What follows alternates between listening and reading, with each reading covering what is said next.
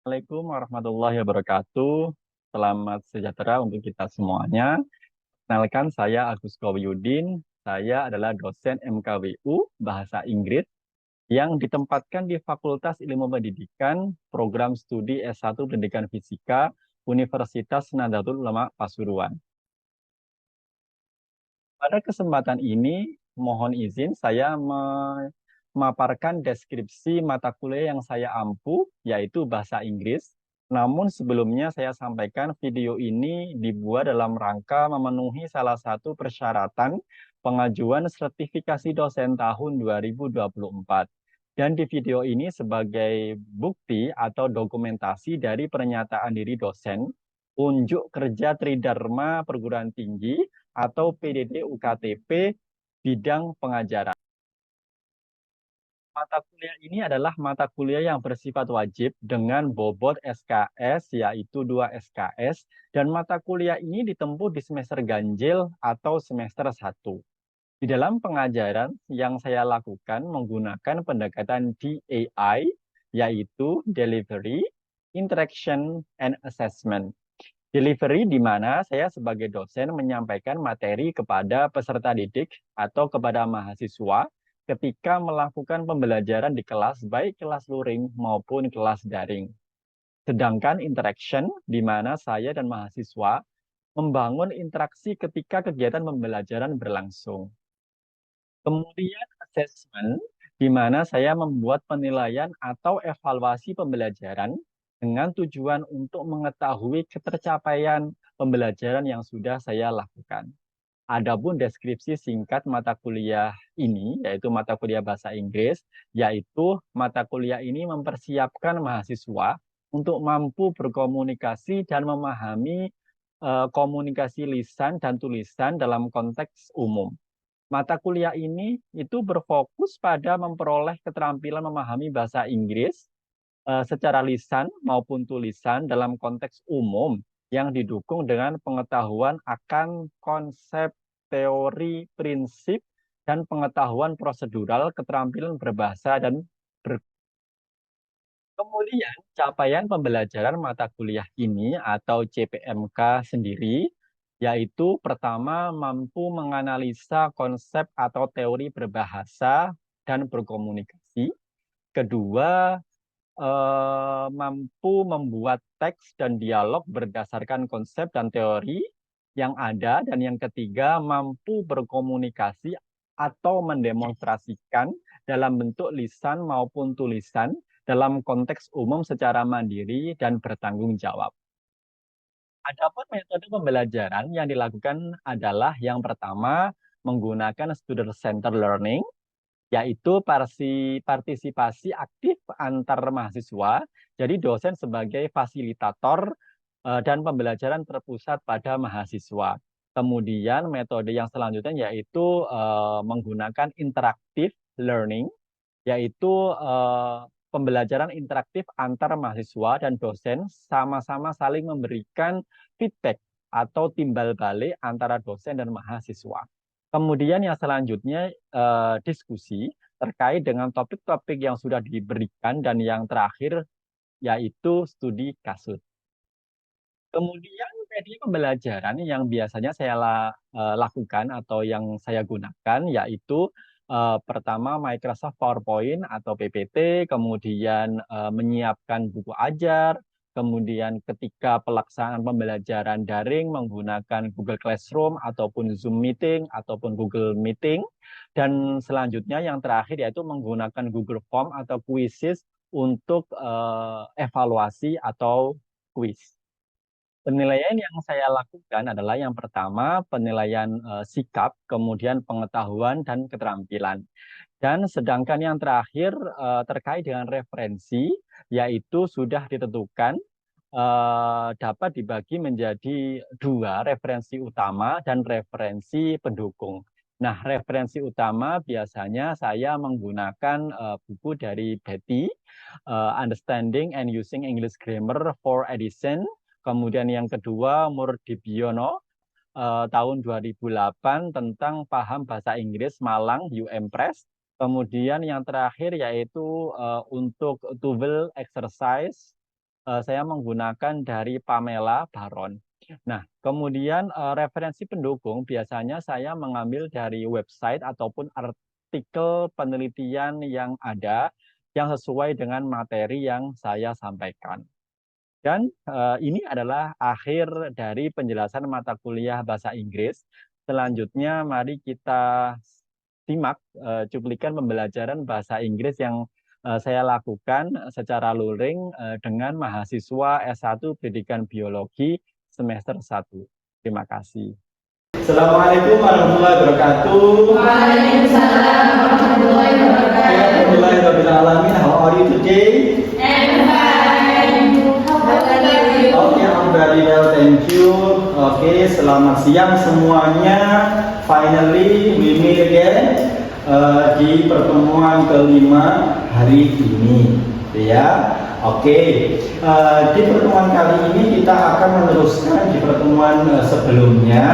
Nah, sebelumnya kira-kira kita sedikit refleksi ya, sedikit flashback.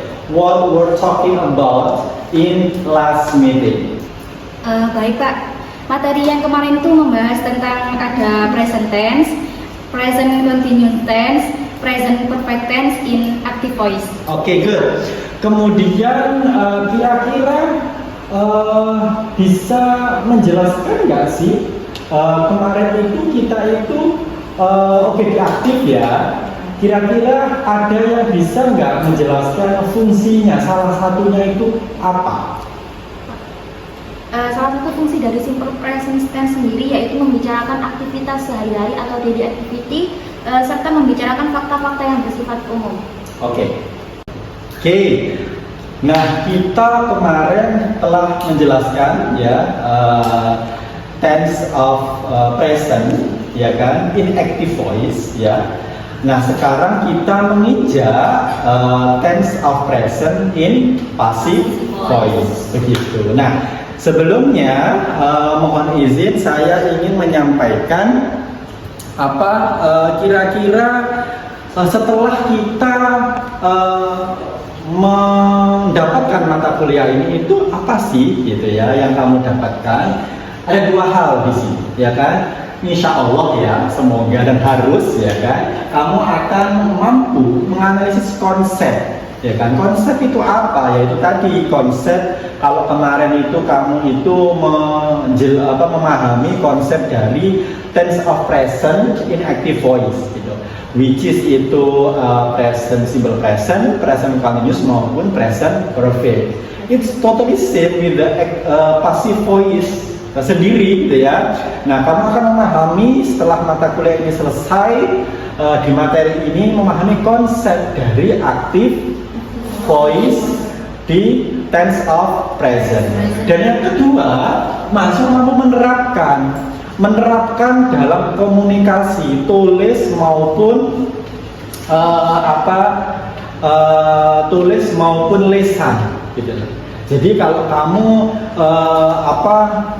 memahami konsep ini, kamu akan paham gitu loh ketika ngobrol satu sama lain terkait kapan sih cerita yang kamu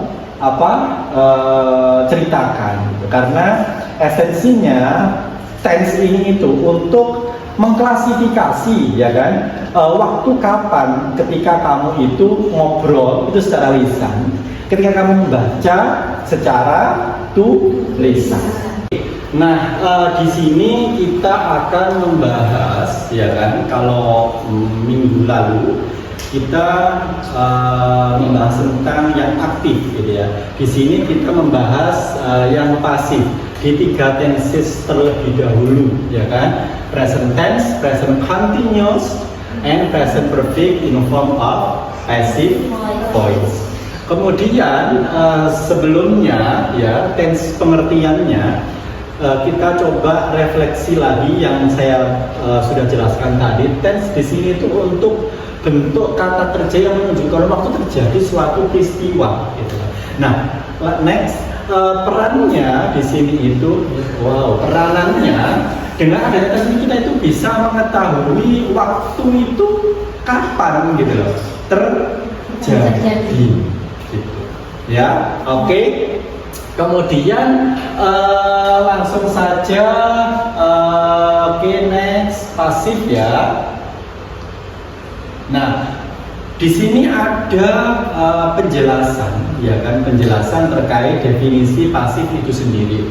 Passive voice adalah jenis kalimat yang subjeknya dikenai suatu pekerjaan atau tindakan dari kata kerjanya, yang artinya bukan subjek tersebut yang melakukan suatu aksi. Oke, how to make it passive? Kita langsung saja ke praktikalnya. Oke, langsung. Nah, ada 3 poin di sini, ya kan? Di sini nih kalau kamu mau pasif, ya pasif itu sampai nanti kapanpun, ya kan? Itu kamu itu konsepnya itu ini pasti gitu.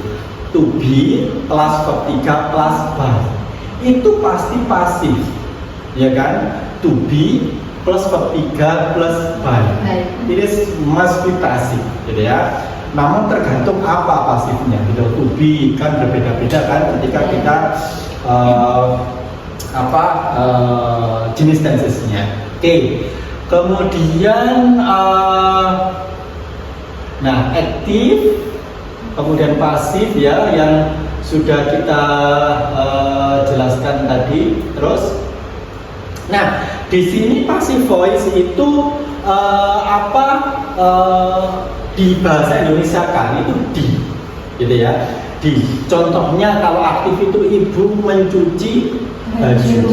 So if you want to change it into passive, itu pasti di terbalik, ya kan? Ibu baju dicuci oleh ibu. Di, gitu ya. Oke, next. Terus, nah ini, ya perubahan transformasinya, gitu ya. Subjek menjadi objek, objek menjadi subjek. If you want to translate it into passive one, ya kan, ketika bahasa Indonesia asalnya menjadi di plus oleh, gitu ya. Kalau bahasa Inggris by. Oke, next. Oke, lanjut.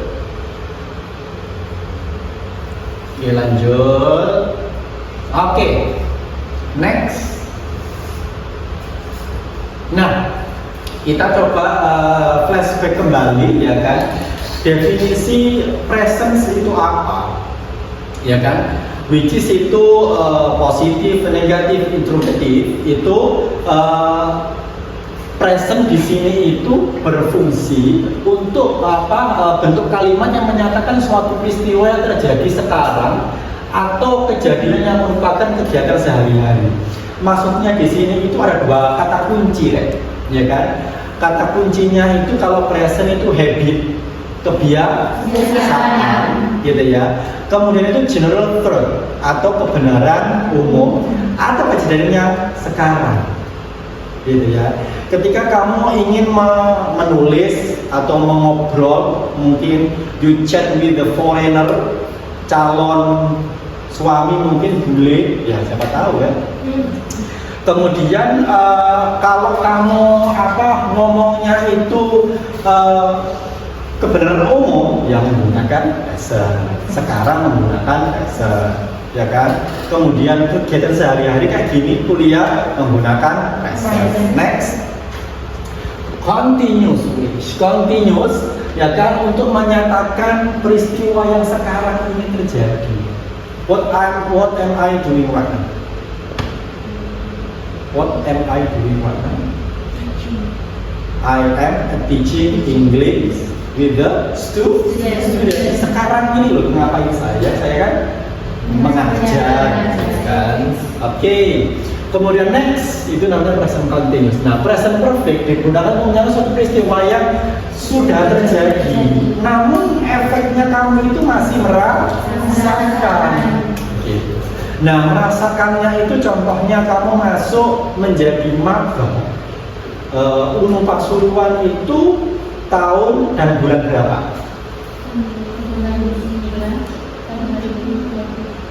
Bulan 9 itu it means Agustus, September, 2023 sampai sekarang, ya, intinya itu sesuatu yang telah terjadi, namun kamu itu belum selesai totally, kamu masih merasakan. Itulah perfect.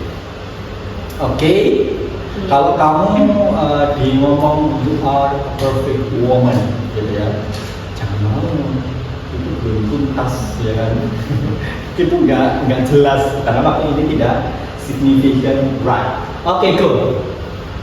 Yuk. Nah, di sini next. Oke, next. Langsung. Oke, stop.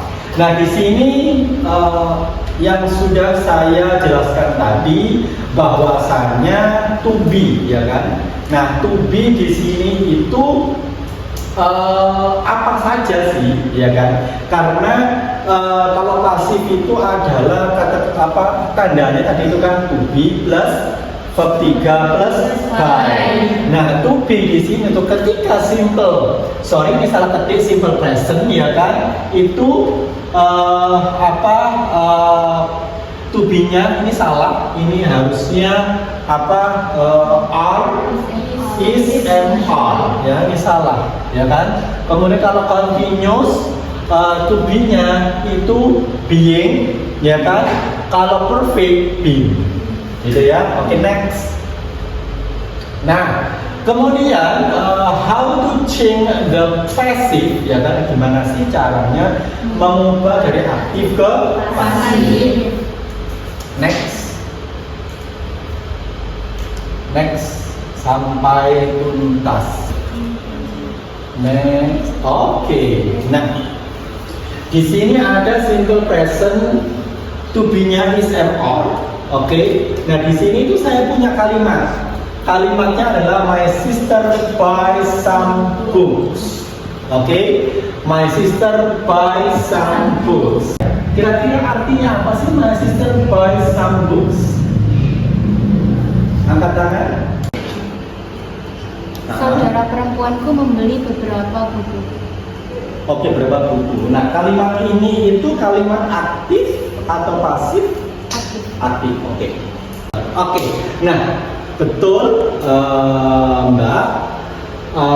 Di sini itu adalah kalimat aktif, ya kan? Nah, my sister buy some books, ya kan? Nah, di sini itu artinya apa sih? Saudara perempuanku itu membeli sebuah buku, gitu. Nah, di sini itu kalimat aktif. Nah, kemudian if you want to change it into passive one, ya kan? Nah, di sini itu ada sedikit formulasinya. Formulasinya kira-kira bareng-bareng ya, apa? Objek to be plus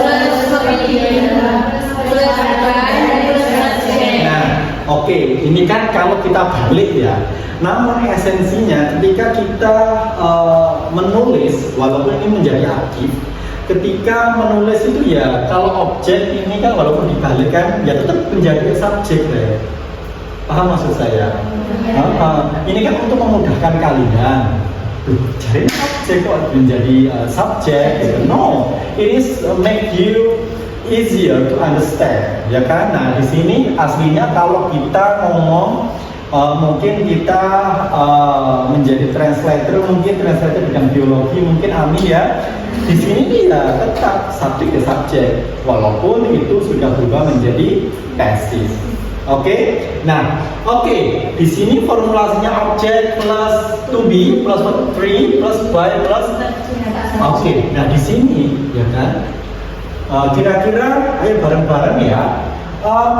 Subjeknya ini my sister ya. Objeknya itu apa?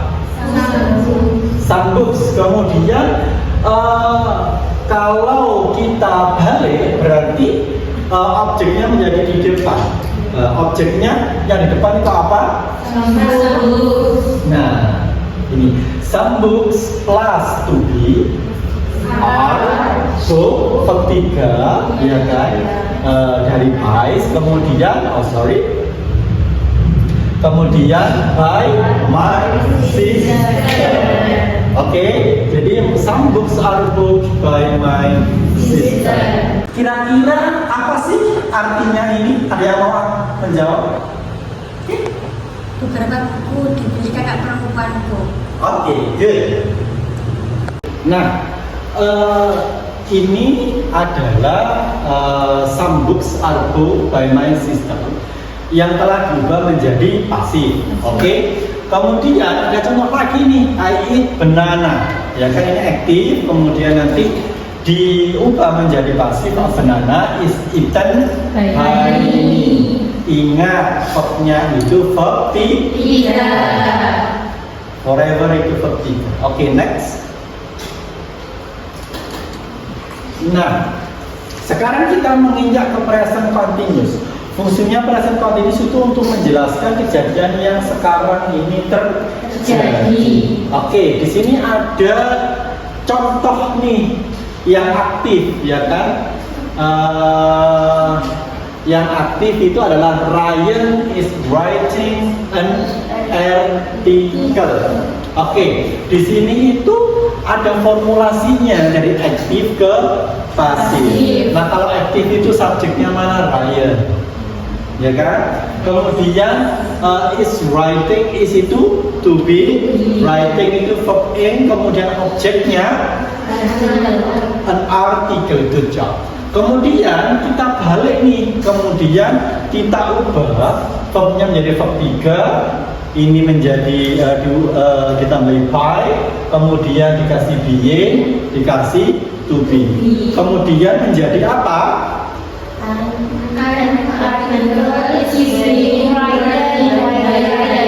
Oke, kira-kira ada yang bisa untuk mengartikan ini artinya apa? Oke, tolong artikan. An article is being written by Ryan. Sebuah artikel ditulis oleh Ryan. Oke, kemudian Ihsan is reading an interesting novel. Kira-kira ini aktif atau pasif? Semuanya aktif. Kemudian kira-kira ini itu subjeknya itu mana? Ihsan. Angkat tangan ya nanti ya. Kira-kira objeknya itu yang mana? Mbak, objeknya itu yang mana? An interesting novel. Kemudian ada yang mau mengartikan guys? Ihsan is reading an interesting novel, Mbak. Ihsan sedang membaca sebuah novel yang menarik. Ya, oke, good. Nah, di sini ada aktif. Kemudian kita ubah nih, kita ketemu nih sudah subjeknya Ihsan, objeknya an interesting novel. Kemudian interesting novel is being read by Ihsan. Artinya sebuah novel yang menarik sedang dibaca oleh Ihsan. Read, ya kan? Membacanya saja yang berbeda, tetapi tulisannya sama. Ya kan, ada verb 1, verb 3. Oke, next. Nah, di sini ini present perfect ya. Present perfect ya, present perfect itu di sini kita ada kalimat the boy has broken the window. The window has been broken by the boy. Ini untuk untuk yang pasif, gitu ya. The student have been taken English course. Itu. Ini yang present perfect ya. Kemudian kira-kira ada pertanyaan di sini? Tidak ada? Oke, mungkin itu ya. Nah, setelah ini monggo dicek ya, link di grup gitu ya. Di situ ada sedikit kuis, jadi nanti mohon dikerjakan. Nah, di sini ada Google formulir ya, mohon dikerjakan. Terdiri dari 10 soal. Oke, terima kasih banyak semuanya, sukses semuanya. Kelas hari ini kita tutup, ya kan? Kita akan ketemu di next pertemuan ke-6. Oke, terima kasih. Assalamualaikum warahmatullahi wabarakatuh. Waalaikumsalam. Di akhir perkuliahan, mahasiswa mendapatkan sebuah evaluasi atau assignment untuk mengukur ketercapaian atau seberapa jauh mahasiswa menangkap materi yang didapatkan. Di sini menggunakan untuk evaluasi Google Formulir yang mana mahasiswa mendapatkan link dari grup, kemudian mahasiswa mengerjakan kuis terdiri dari 10 pertanyaan. Kemudian setelah mahasiswa mengerjakan secara real time, langsung mahasiswa mendapatkan feedback penilaian. Jadi mahasiswa juga bisa merefleksi seberapa jauh, seberapa materi yang dia dapatkan pemahamannya, begitupun juga seberapa tuntas mahasiswa mendapatkan materi menjadi refleksi sebagai dosen untuk pengajarannya. Kemudian di sini bisa di-download menggunakan di spreadsheet dan di-download secara offline di Excel.